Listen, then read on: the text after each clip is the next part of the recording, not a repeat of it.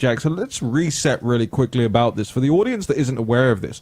Why this is such a big deal? Because I'm not even the type of guy to follow what I would call local events in this level of detail. But it's not a local event, is it? It is an event that has global ramifications. It most definitely will have global ramifications. I mean, the Yangtze River Valley provides about 25 to 40% of the Chinese food.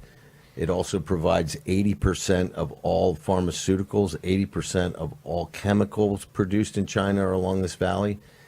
And we cannot state how devastating these floods are to China right now.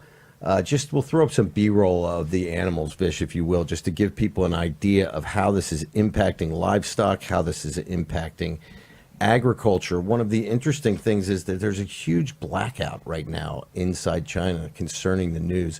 And there's certainly been some various kinds of data that they're pushing out that doesn't seem to make any sense. For example, the flow up by Chongqing, which is well west of the Three Gorges Dam, they have that right now at 66,000 cubic meters per second. So that's the equivalent of enough water to fill the Capitol Dome twice every second.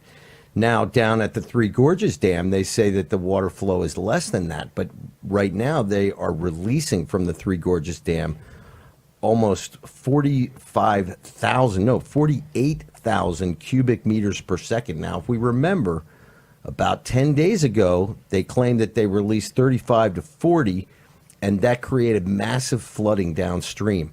What we're going to see probably today is that Chongqing is going to overflow its banks at the city. This is really sad for the Chinese people. I'm very concerned for them. And what the Chinese government came out yesterday, Raheem, this is very interesting. They sort of described what was necessary on the part of the dam operators, because there's multiple dams on the tributaries leading into the Yangtze River. So they're getting almost as much as 15 inches of rain potentially on the western end of the drainage for the Yangtze River. So above Chongqing, above the Three Gorges Dam.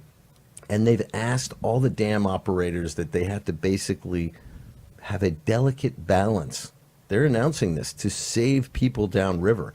They've told people in Sichuan province, anybody living on the first floor has to move to the second and or third floor because of potential emergency flooding. Now, the reason why this is emergency flooding, Raheem, is because in order to save Wuhan, in order to save Chongqing, they have to release this water into flood zones. Most of these flood zones end up being secondary cities and really agricultural areas, and these people are getting flooded out. Now, when we talk about the food consequences of this, I think there were some really big tells today that came out in China. For example, China even announced, this is their official government said, that China faces a grain supply gap by 2020 of 130 million tons of grain. This is not inconsequential, people, and now they're claiming that it's all partially because of the fact that rural people are moving to the cities, they don't have enough labor, etc. But what I've always told you, China cannot feed itself, and China's inability to feed itself is going to become more acute as time goes on, especially in the near term as we watch this devastation along the Yangtze River. So what does this mean for us? I think this means that the Chinese Communist Party is in a very dangerous position. I think that there are many people in the countryside of China who are feeling betrayed right now. I think if we look back at the floods in 1998, it took 3 months for that water to recede from these rural areas. I think that we're going to have not just famine. I think that we're going to have some problems with communicable diseases that come out of things like this, potentially cholera and other things. We ran some B-roll earlier of hundreds and hundreds of dead animals. One thing else that I think people should think about, the Chinese government is still claiming, Raheem, that only 161 people have been killed or missing in this entire thing. Now, are they claiming that 161 people have been reported killed or missing, or reported killed or missing? Right. So they are playing this thing very close to the vest. I think what is very much a tell for our Western audience, and I do this all day long. Go and check the Google News on flooding in China. There is nothing there. And really, this is a shout out to our Western media, Raheem, because they're not covering it either. Right. I can understand Chinese media trying to avoid it, but why about the New York Times and the Washington Post and the Los Angeles Times?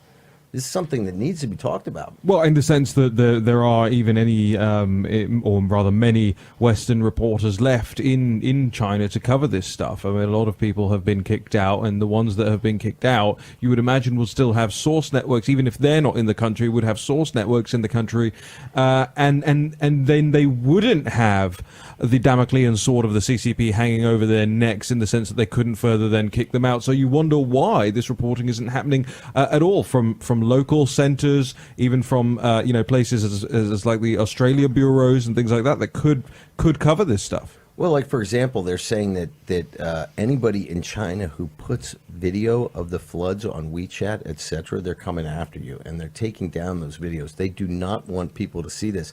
The other thing that's very interesting is that they seem to be changing the data on the flow rates above the Three Gorges Dam, even the level at the Three Gorges Dam. There was a live stream that was playing for a long time of the Three Gorges Dam. That's been off for the last 10 hours, or it's been like a static screen, right, Really? with no movement on it. So I really think that we need to pay attention to this. I really think that we need to say a prayer for the Chinese people, but this may be the straw that breaks the camel's back here.